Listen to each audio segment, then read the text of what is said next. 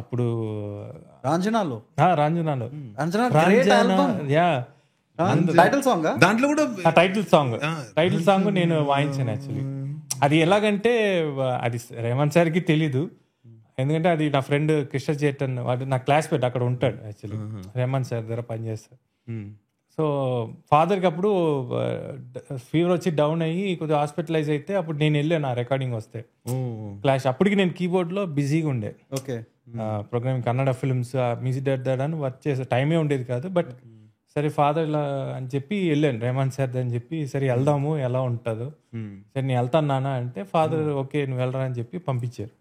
So అప్పుడు వెళ్తే ఈ సాంగ్ అనమాట రాంజన, ఆ సాంగ్ ఫస్ట్ ప్లే చేసి చూపించారు. సార్ లేరు, నేను సార్ ఉంటారేమో అనుకున్నా, భయపడుతూ వెళ్ళాను, నర్వస్గా ఉండే, సార్ లేరు, ఓ అయ్యో సార్ లేరా ఉంటారేమో అనుకున్నాను. తర్వాత ప్లే చేస్తే అది ప్లే చేసేటప్పుడే ఆ సాంగ్ దానికి ఎందుకు లైవ్ చేస్తున్నారు, ఎందుకంటే ఫుల్గా లైవ్ చేసినట్టుగా ఉంది ఆ పాట Rahman sir, complete with all tabla ఇది అని. కానీ ఆయన ఏం చేస్తారంటే ఆ లైవ్ తీసిన తర్వాత అవన్నీ డిలీట్ చేసేస్తారు. ఓకే ఈ క్రియేట్స్ ఆయన నాట్ స్క్రాచ్ అంటే ఏమంటే ఒక ఒరిజినాలిటీ. ఓకే ఒక్కొక్క ఇన్స్ట్రుమెంట్ ఒక్కొక్క ఇప్పుడు అనుకుంటే అది అలాగా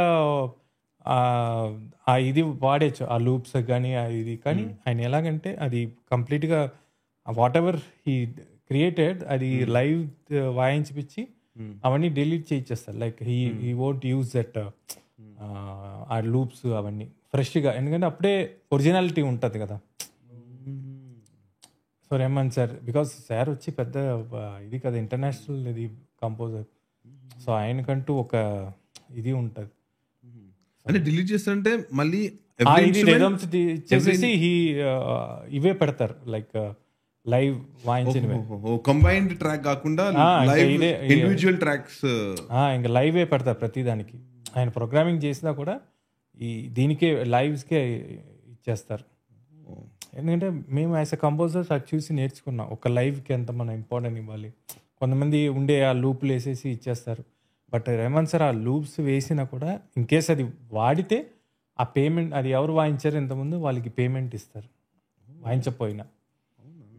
దట్ ఆ greatness Rahman sir.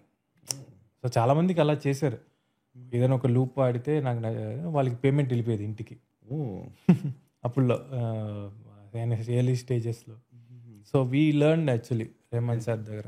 Okay so ఇలాంటి చాలా ఉన్నాయి ఆయన దగ్గర. సో దట్ గుడ్ ఇదే అన్ని. మీ పేమెంట్ గురించి అన్నారు కాబట్టి ఒక small doubt as a layman, as N audience అడుగుతున్నా. ఇప్పుడు మ్యూజిక్ కంపోజర్ రెమ్యూనరేషన్ తీసుకుంటారు కదా. అవును అవును. సో వాట్ ఏమేం టేక్ కేర్ చేయాలి, లైక్ స్టూడియో నుంచి ఇప్పుడు ఇండివిజువల్ ఆర్టిస్ట్ ప్లే చేస్తుంటారు, చాలా మంది ప్లే చూస్తుంటే ఎంత ఆర్కెస్ట్రా ఉంటుంది కదా. అవునవును. ఇండివిజువల్ గా పేమెంట్ ఎవరు చేస్తారు, లైక్ ప్రోగ్రామర్ కి ఎవరు చేస్తారు, like music director take care of that everything. There is 2 ways bro. Like ఒకప్పుడైతే ప్రొడక్షన్ ఉండే, ప్రొడక్షన్ అంటే మ్యూజిక్ డైరెక్టర్ పేమెంట్ సెపరేట్ ఉంటుంది, మిగతా whatever the lives you know like అది వచ్చి కంపెనీ ఇచ్చేస్తుంది. ఇప్పుడు అప్పుడులో అయితే ఒక పాట జరుగుతుంది అనుకోండి, ఆ పాటకి మ్యూజిక్ డైరెక్టర్ పేమెంట్ సెపరేట్. మిగతా ఎంతమంది ఆర్కెస్ట్రా వేసినా 100 మంది వేసినా కూడా 80 మంది 40 ఎంతమంది వేసినా కూడా వాళ్ళందరికీ కంపెనీ ఇచ్చేది ఆ ఒక్క పాటకి. Okay okay yeah okay. But అది పోను ఎలాగైపోయిందంటే కంప్లీట్ ప్యాకేజ్ అయిపోయి ఇప్పుడు అన్నీ ఒక ప్యాకేజ్గా మ్యూజిక్ డైరెక్టర్ తీసుకొని ఇప్పుడు కంపెనీ ఆ ప్రొడక్షన్ అనేది ఇప్పుడు లేదు. ఇప్పుడు కంప్లీట్గా వీళ్ళే